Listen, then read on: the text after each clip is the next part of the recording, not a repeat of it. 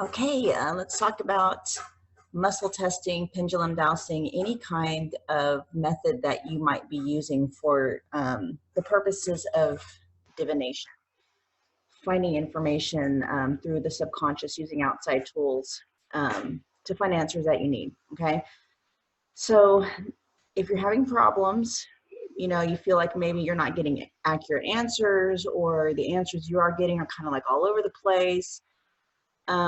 That's what this video is going to address. Okay, so there is two, maybe three things that is at play here. Number one, we'll just get that one right out of the way. Number one is, are you hydrated?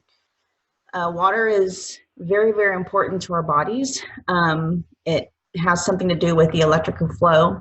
So you always want to make sure that you're properly hydrated. I'm pretty sure you already know that.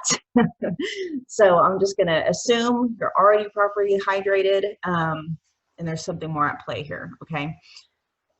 Usually the biggest issue that is blocking accurate answers or blocking the flow of answers has everything to do with your self-confidence, your ability to trust that the answers you are going to get are going to be accurate and correct. Okay, big deal. You have to understand and wholly accept that your intention is one of the most powerful driving forces, period, point blank. So, if you are second guessing, if you are getting an answer and then you're basically asking if it's accurate, is this correct, and stuff like that, the intention that you are setting is saying, I got the wrong answer. And so what's happening is your subconscious is delivering up exactly what you're asking for. It's giving you that intention. So when you approach a session, when you approach any kind of a question, you have to go in with 100% full confidence that the answers that you're going to get are accurate, and that you are going to be able to help whoever it is you're doing the session on. If there is any kind of self-doubt whatsoever, that's going to mess with your answers. I will tell you that you don't need someone else to clear blocks for you. You don't need someone else to do any kind of anything to help restore the integrity of your muscle testing, your divination, your pendulum dowsing, nothing like that, okay? It may have worked in the past where you've gotten someone to clear your blocks for you, and then all of a sudden it felt like that flow was released, but there was an expectation on your end that actually made that all happen. It was your intention that, okay, I'm cleared, there's no more blocks, I'm good to go. It was that intention, not what the other person was doing. It was you who set the intention that now I trust myself that the answers are going to be correct, okay? And so it's just going to be, if you're feeling like you're in a funk, the answers you're getting aren't working, the best thing to do is to step away, okay? Clear yourself emotionally. There's several different ways that you can do it. So if you can't muscle test or pendulum dowse, here's what you should do. There is a manual way, I guess you can say, of being able to clear emotions. Number one, you don't have to be able to identify what's already there. Just if you feel uncomfortable, just focus on that uncomfortable feeling. And then you ask yourself 4 questions. And the 4 questions, if you want to look into how to do this part of it further, it's called the Sedona method. And it is pioneered by a man named Lester Levinson. But, he passed away quite some time ago. And so now it's being headed up by a man named Hale Dwoskin. Okay. I'll leave some information for you on the in the description box. So the 4 questions you want to ask yourself, okay, if you're feeling any kind of self-doubt, not trust or anything like that, the first question that you need to ask is, can I allow this feeling to just be here? Can I allow it? And be okay with, whatever answer comes up, it's okay. This is still going to work. Okay. If you feel like, no, you can't allow it, that's okay. You move on to the second question. Okay. The second question is, can I let go of, you know, this self-trust or lack of self-trust or whatever it is that's coming up for you. Okay. So number one is, can I allow it? Can I welcome it? Can I just let it be here? Can I just sit with it for a minute? You know, just let it be rather than trying to change it, trying to make it something different, trying to resist it. When we resist it, we put our intention and our focus on it, which only makes it bigger. Okay.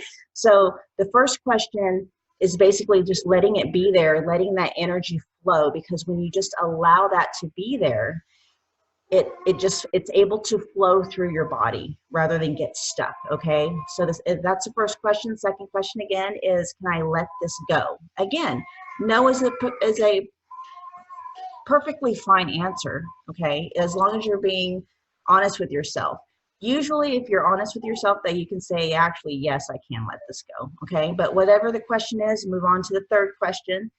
The third question is, would I let this go? Okay.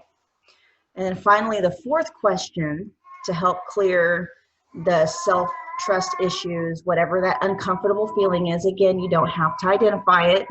You don't have to identify it for it to clear, okay? You can just, this uncomfortable feeling, okay? The fourth and the last question is, when? When? All right, so one more time. First question is, can I welcome this feeling?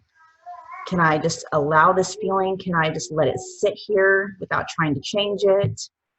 Just feel it, okay? Number two is, can I let this go?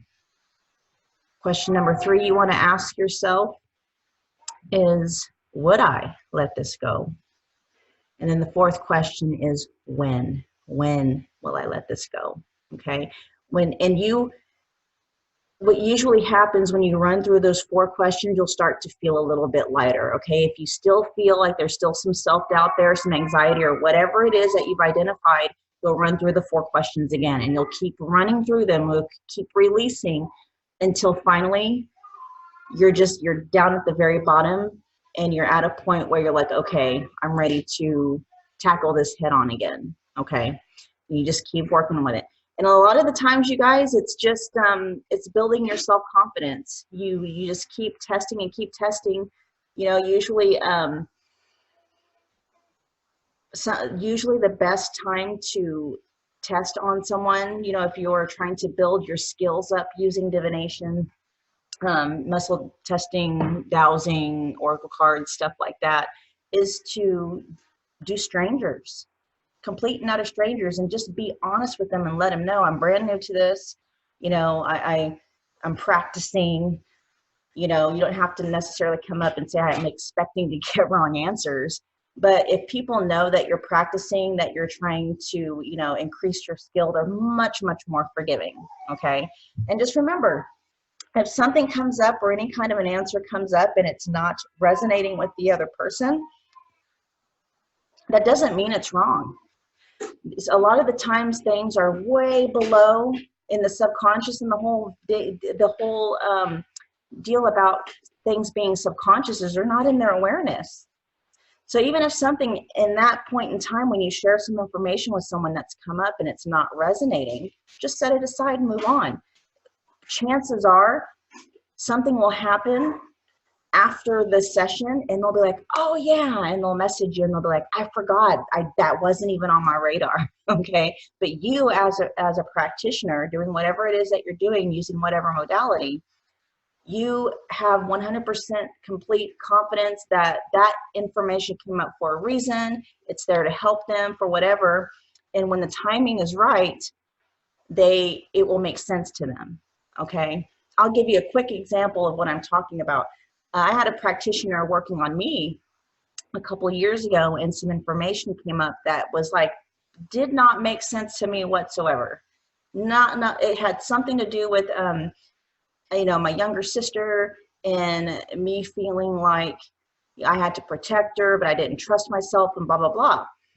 And, you know, the way that it was relayed to me, my instant thinking was, oh, I was relating it to my current lifetime with my current sister and stuff like that. And I'm like, I never had that experience at all in my life, you know. And I told the practitioner that, and I was like, huh, Okay. And he just kept going. He didn't sit there and mull it over and try to make excuses for it or anything like that. He said, okay, that's interesting. And that's actually a really good thing to think about. If somebody says something that it's not resonating with them, that's interesting. Okay, set that aside and keep going. So what ended up happening was about a year later, about a year and a half later, there was a past life reading that was done, and by someone completely different, completely different. And this past life had something to do with a sister. Hey, babe.